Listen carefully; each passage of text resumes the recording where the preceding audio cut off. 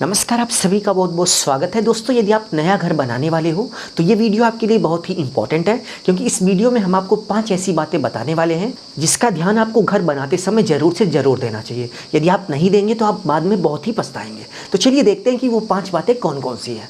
First point की बात करें तो आप देख सकते हैं कि यहाँ पर कॉलम पूरी तरह से टेढ़ा हो गया, यानी कि थोड़ा सा टिल्ट हो गया। इसके लिए आपको कॉलम बनाने से पहले कॉलम का कुछ इस तरीके से स्टार्टर बनाना है। यदि आप इस तरीके से स्टार्टर बना लेंगे तो आपका कॉलम कभी भी टेढ़ा नहीं होगा।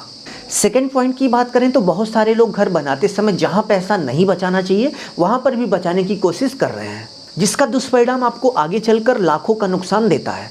जैसे घर के चारों तरफ की जो दीवार है वो आपको 9 इंच जरूर से ज़रूर बनानी चाहिए, लेकिन बहुत सारे लोग 4.5 इंच की दीवार बना देते हैं।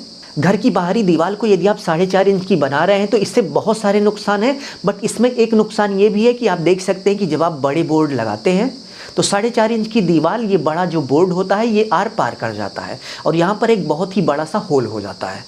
और बाद में प्लास्टर करते समय इसमें थोड़ी बहुत ईंट लगाकर जब आप मसाला भरते हो तो मसाले की जो मोटाई होती है वो कई गुना बढ़ जाती है नॉर्मल प्लास्टर के एवरेज में। तो ऐसे में जहाँ पर भी मसाले की मोटाई ज़्यादा होगी वहाँ पर क्रैक्स आना स्टार्ट हो जाते हैं। तो घर बनाते समय इस बात का विशेष ध्यान रखिए भाई साहब कि घर के चारों तरफ की जो दीवार है वो 9 इंच की ज़रूर से ज़रूर होनी चाहिए, और जो बड़े बोर्ड हैं वो आपको 9 इंच की दीवार पर ही रखना चाहिए। थर्ड पॉइंट की बात करें तो आप देख सकते हैं कि स्टेयर बनाने के बाद बहुत सारे लोग स्टेयर के ऊपर टाइल्स, मार्बल या फिर ग्रेनाइट लगवाते हैं। तो यदि आपको स्टेयर के ऊपर टाइल्स, मार्बल या फिर ग्रेनाइट लगाना है तो आप देख सकते हैं कि आपको स्टेयर बनाने के बाद स्टेयर को कुछ इस तरीके से रफ यानी कि खुरदरा कर देना चाहिए। यदि आप स्टेयर को कुछ इस तरीके से रफ यानी कि खुरदरा कर देंगे तो इसके ऊपर टाइल्स, ग्रेनाइट या फिर मार्बल आप कुछ भी लगाएंगे तो दोनों की जो पकड़ होगी वो मजबूत होगी।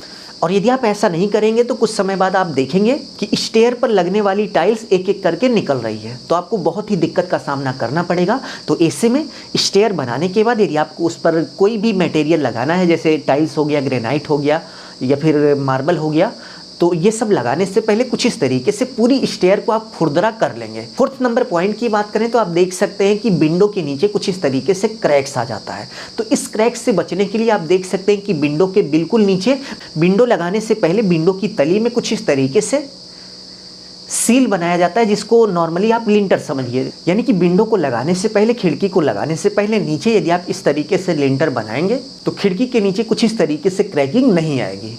नेक्स्ट आप देख सकते हैं कि विंडो के ऊपर भी क्रैक्स आ जाता है। तो विंडो के ऊपर वाले क्रैक्स से बचने के लिए सिंपली आपको विंडो लगाने के बाद विंडो के ऊपर भी आपको एक लिंटर लगवा देना है। यदि आप लिंटर लगवा देंगे तो ये क्रैक्स जो है वो के कॉर्नर से होता हुआ पूरी दीवार में नहीं फैलेगा, यानी कि विंडो के कॉर्नर पर क्रैकिंग नहीं आएगी।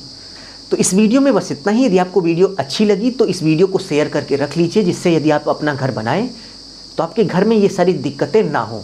अभी के लिए बस इतना ही। अपना ख्याल रखिए और अपने मम्मी पापा का अपने से भी ज़्यादा ख्याल रखिए। इसी भाव के साथ आप सभी से विदा लेते हैं। धन्यवाद।